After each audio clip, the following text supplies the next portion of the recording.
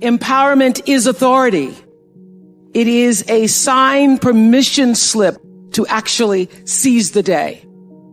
It's the process of getting stronger and more confident and more engaged. And to be empowered is to move through the world without any kind of fear or any kind of apology. And with these gifts comes an even deeper privilege, I believe, and that is the ability to take charge of your own life, to own yourself and claim your rights. And here's what I know for sure, that to whom much is given, much is expected. And I have been given so much. I've earned it. I've been blessed with it, but I've been given a lot. And that's why I've chosen to use my life to lift other people up. Nobody's journey is seamless or smooth.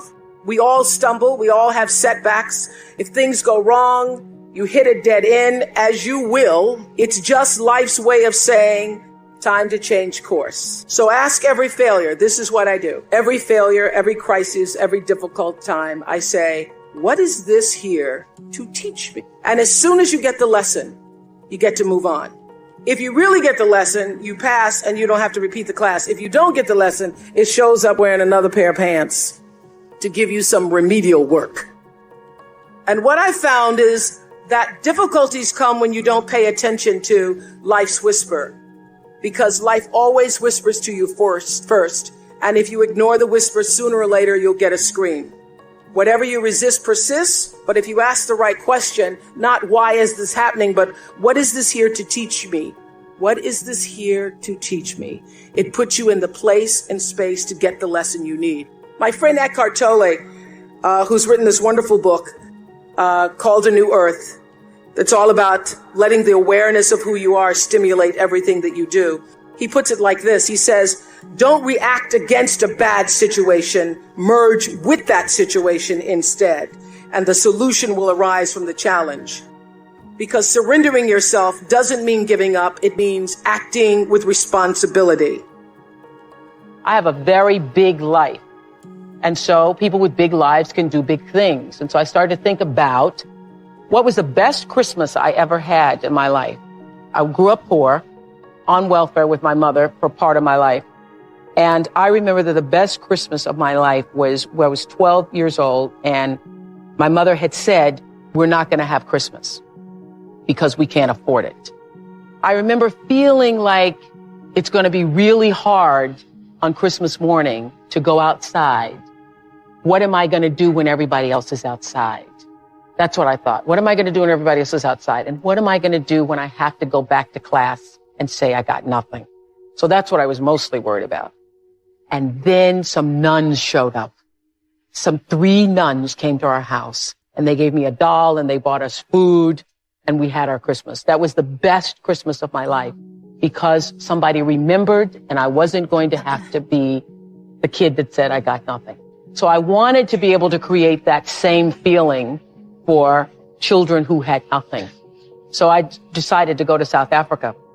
Originally, I wanted to do 1 million kids and then just realized I only had 4 weeks vacation. So in 4 weeks, I could not reach 1 million kids because I didn't want to just write a check, send a donation. I wanted to be able to look in each kid's face and say to that child, somebody remembered you.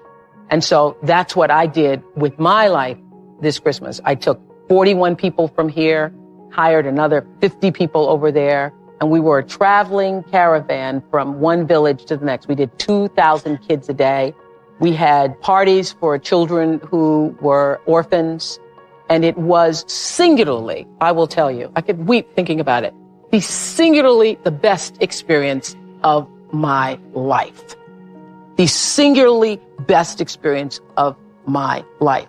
The first day in Africa where we had 280 kids in a room, and every single one of those kids had lost a parent. Every single one of those children, they were aged 3 to 17 in that room. And my team that you're talking about, I have the greatest team in the world.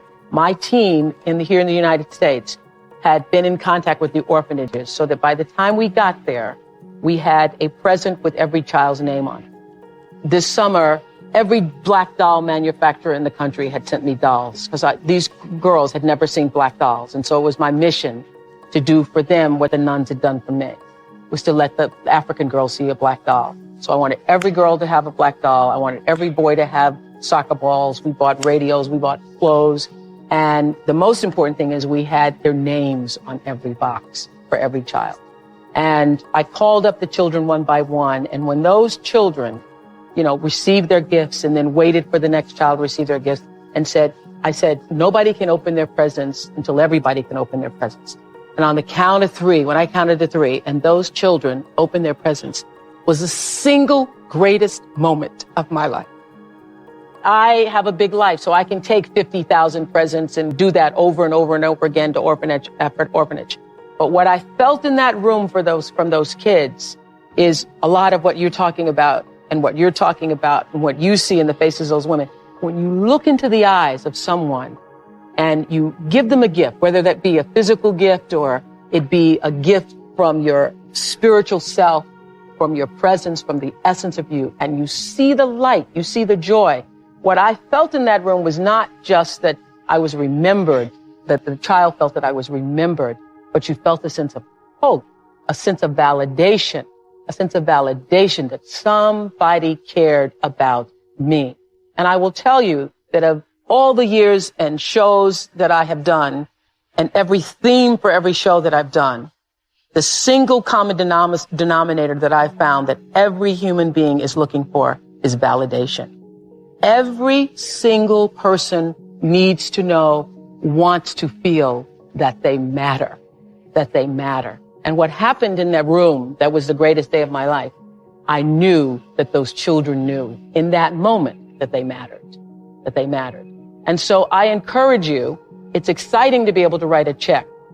It's even more exciting to be able to touch one life, to be able to do that for one person. It's like Cynthia was saying, when you can do that for one person, when you can do that, you will know that your life has meaning. And I will tell you, when I left that place, my friend Gail and I were there, and we were all boo-hooing. We're like boo-hooing with the children. Oh, my God. And Gail was saying, what is it? We're so full. And Gail said to me, she said, as big as your show is, what happened in that room seemed bigger. And that is true. That is true for me, who has this big life in a television show. And I'm telling you, for everybody here, extending yourself beyond your world, your kids, your family, your stuff, and reaching out to somebody who is not like you, somebody who is like you, who is in need. If you are feeling depressed, or you are feeling down, or you're feeling like things aren't going the way you want them to go in your life, the way you turn that around is to reach outside of yourself to somebody else. Reach outside of yourself to somebody else. It will change you. It will change you.